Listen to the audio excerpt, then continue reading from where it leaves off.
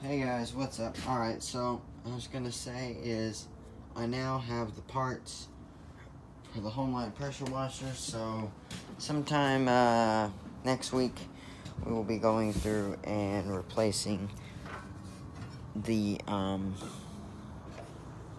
carburetor on there. So anyways guys, that's all I've got, so we will see you guys later.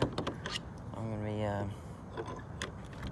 heading in, and we will see you guys on Monday. I'm gonna upload some videos, here and there, so whatever day this is uploaded, I don't know, but we will see. Anyways,